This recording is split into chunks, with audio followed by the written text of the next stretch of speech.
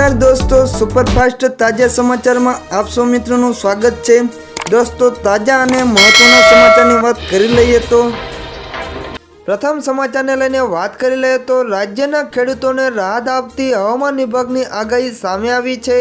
हवामान विभागना जणाव्या मुजब राज्य में आगामी 5 दिवस वरसादनी शक्यता नहीवत छे। आगामी 5 दिवस सुधी तापमान में कई फेरफार नहीं नोंधाय तेम जणाववामां आव्युं छे। अंबालाल पटेलनी आगाहीने लईने बात करी लईए तो कमोसमी वरसादने लईने हवामान निष्णात अंबालाल पटेले आगाही करी हती के दक्षिण गुजरात और दक्षिण सौराष्ट्र में हळवा वरसादनी शक्यता है। 1 થી 5 जान्युआरी सुधी में महीसागर, पंचमहाल और अरवली में मावठू पड़ी सके छे। उत्तर गुजरातना केटलाक जिल्ला में पण हळवा वरसादनी आगाही कराई छे। कच्छ, बनासकांठा और साबरकांठा में पण मध्यम वरसाद पड़ी सके छे। 5 जान्युआरी सुधी देशना 70% भाग में वातावरण में पलटो आवी सके छे।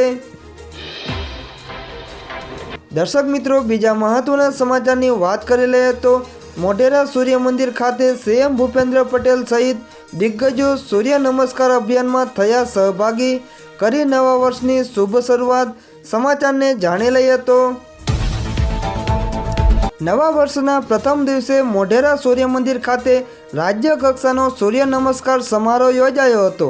आ सूर्य नमस्कार समारोह में 2500 थी वधु लोकोए सूर्य नमस्कार कर्या हता। राज्य कक्षानो कार्यक्रम मोढेरा सहित राज्यना विविध 107 आइकोनिक स्थळे योजी गिनीस बुक ऑफ विश्व रेकॉर्ड में पण आ कार्यक्रमनी नोंध लेवाय तेवुं आयोजन करवामां आव्युं हतुं। મહેસાણા જિલ્લાના શર્મિષ્ઠા તળાવ અને હાટકેશ્વર મંદિર ખાતે સૂર્ય નમસ્કાર કાર્યક્રમ યોજવામાં આવ્યો હતો। ગુજરાત રાજ્ય યોગ બોર્ડ તેમજ રમતગમત યુવા અને સાંસ્કૃતિક પ્રવૃત્તિ વિભાગ દ્વારા રાજ્યવ્યાપી સૂર્ય નમસ્કાર કાર્યક્રમનું આયોજન 1 જાન્યુઆરી 2024ના રોજ કર્યું હતું। આ પ્રસંગે મુખ્યમંત્રી ભૂપેન્દ્રભાઈ પટેલ, ગૃહમંત્રી હર્ષ સંઘવી સાથે જિલ્લા વહીવટીતંત્ર વર્ચ્યુઅલી જોડાયા હતા।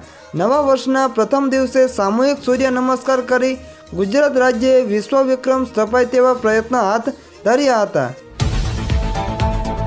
આ અંગે ગૃહ રાજ્યમંત્રી હર્ષ સંઘવીએ જણાવ્યું હતું કે વર્ષનો પ્રથમ દિવસે સૂર્યની પ્રથમ કિરણ જે સૂર્ય મંદિર પર પડે છે તેવા સૂર્ય મંદિર ખાતે ગુજરાતના યુવાઓ દ્વારા એક સાથે સૂર્ય નમસ્કાર કરી વિશ્વ રેકોર્ડ સ્થાપીશું।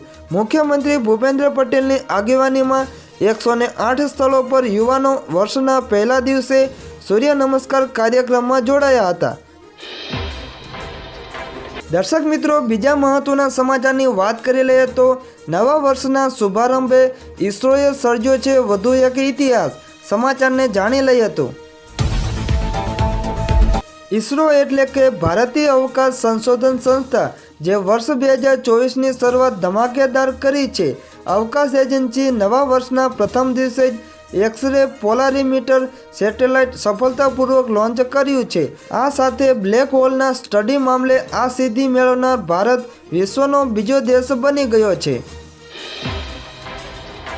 દર્શક મિત્રો, અતિ મહત્વના સમાચારની વાત કરી લઈએ તો સરકારી પરીક્ષાની તૈયારી કરનાર ઉમેદવારો માટે મોટા સમાચાર સામે આવ્યા છે। ગૌણ સેવાએ ભરતી કરી છે જાહેરાત। આ તારીખ સુધી કરી શકાશે અરજી। સમાચારને જાણી લઈએ। સ્પર્ધાત્મક તૈયારી કરતા વિદ્યાર્થીઓ માટે સારા સમાચાર સામે આવ્યા છે। ગૌણ સેવા પસંદગી મંડળ દ્વારા જાહેર મહત્વની ભરતી બહાર પાડવામાં આવી છે। અત્રે જણાવી દઈએ કે આંકડા મદદનીશની કુલ 188 જગ્યા પર ભરતી કરવામાં આવશે। અત્રે જણાવીએ કે ઓજસની વેબસાઇટ પર ઓનલાઈન અરજીની તારીખ 2 જાન્યુઆરીથી લઈને 16 જાન્યુઆરી 2024 સુધી કરી શકાશે। સંશોધન મદદનીશ વર્ગ 3 માટે કુલ 99 જગ્યા અને જ્યારે આંકડા મદદનીશ વર્ગ 3 માટે 89 જગ્યા પર ભરતી માટે અરજી મંગાવવામાં આવી છે। અત્રે ઉલ્લેખનીય છે કે પરીક્ષા પદ્ધતિની વાત કરીએ તો એક તબક્કામાં MCQ પ્રકારના પ્રશ્નોવાળી CBRT સ્પર્ધાત્મક પરીક્ષા ઉમેદવારે આપવાની રહેશે। દર્શક મિત્રો, બીજા મહત્વના સમાચારની વાત કરી લઈએ તો દ્વારકાના શિવરાજપુર બીચને મળી શકે છે નવી ભેટ। આગામી બજેટમાં થઈ શકે છે જાહેરાત। સમાચારને જાણી લઈએ તો ગુજરાત વિધાનસભાનું ચોથું સત્ર 1 ફેબ્રુઆરીથી 29 ફેબ્રુઆરી સુધી સમગ્ર મહિના દરમિયાન ચાલશે। જેમાં વિધાનસભા રાજ્ય સરકાર બજેટ રજૂ કરશે। જ્યારે કામકાજના કુલ 24 દિવસોમાં કુલ 26 બેઠકો મળશે। આ તરફ હવે સમાચાર સામે આવ્યા છે કે દ્વારકાના શિવરાજપુર બીચ પર એક્વેરિયમ બનાવવામાં રાજ્ય સરકારની વિચારણા છે। મહત્વનું છે કે દ્વારકાના દરિયાની અંદર એક્વેરિયમ બનાવવા માટે વિચારણા કરવામાં આવી છે। દ્વારકાને ટૂંક જ સમયમાં એક મોટી ભેટ મળે તેવી શક્યતા છે। વાત જાણે એમ છે કે અમદાવાદમાં સાયન્સ સિટી ખાતે આવેલ એક્વેરિયમમાં પ્રવાસીઓ દરિયામાં જળચર પ્રાણીઓ જોઈ શકે છે। જોકે હવે દ્વારકાના શિવરાજપુર બીચ પર એક્વેરિયમ બનાવવા રાજ્ય સરકારની વિચારણા હોવાનું સામે આવ્યું છે, જેથી હવે ટૂંક જ સમયમાં પ્રવાસીઓ દરિયામાં જળચર પ્રાણીઓ જોઈ શકે તે માટે નિર્ણય લેવાઈ શકે છે, જેને લઈને આગામી બજેટમાં જાહેરાત થઈ શકે છે। દર્શક મિત્રો, બીજા મહત્વના સમાચારની વાત કરી લઈએ તો જમીન રીસર્વે અને પ્રમોલગેશન અંગે મોટા સમાચાર સામે આવ્યા છે। જમીન રીસર્વે અને પ્રમોલગેશન બાદની ક્ષતિ સુધારવાને લઈ સરકારે મહત્વનો નિર્ણય લીધો છે, જે ક્ષતિ સુધારવાને લઈ સમય મર્યાદામાં વધારાય છે। અત્રે જણાવીએ કે 1 વર્ષનો સમયગાળો વધારાયો છે। 31 ડિસેમ્બર 2024 સુધી સમય મર્યાદા વધારવા અંગેનું મહેસૂલ વિભાગે નોટિફિકેશન બહાર પડાયું છે। ત્યારબાદ ગત જાન્યુઆરી કેબિનેટ બેઠકમાં રીસર્વે પ્રમોલગેશન માટે મહત્વનો નિર્ણય લેવાયો હતો। અત્રે ઉલ્લેખનીય છે કે મહેસૂલ વિભાગ વર્તમાન મુખ્યમંત્રી પાસે છે, જેને લઈ સીએમ પાસે ફરિયાદો આવતા મહત્વપૂર્ણ નિર્ણય લેવામાં આવ્યો છે।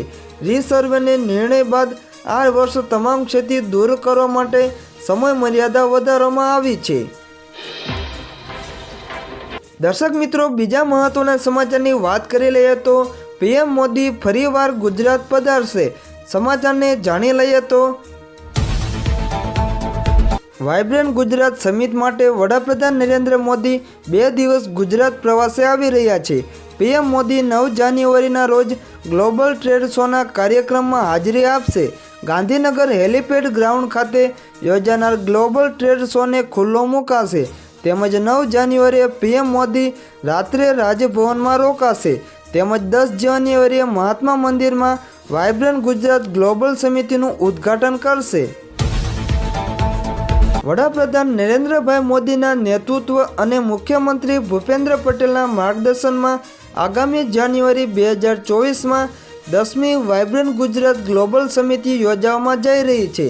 વાઇબ્રન્ટ ગુજરાત ગ્લોબલ સમિતિ 2024ના ભાગરૂપે આજે ગાંધીનગર ખાતે ઉદ્યોગ મંત્રી બલવંતસિંહ રાજપૂત અને જળ સંપત્તિ મંત્રી કુંવરજીભાઈ બાવળિયાની પ્રેરક ઉપસ્થિતિમાં વિવિધ પ્રતિષ્ઠિત કંપનીઓ તેમજ સરકારના વિવિધ વિભાગો સાથે કુલ રૂપિયા 24,707 કરોડના 30 MOUs સાઇન એક્સચેન્જ કરવામાં આવ્યા હતા।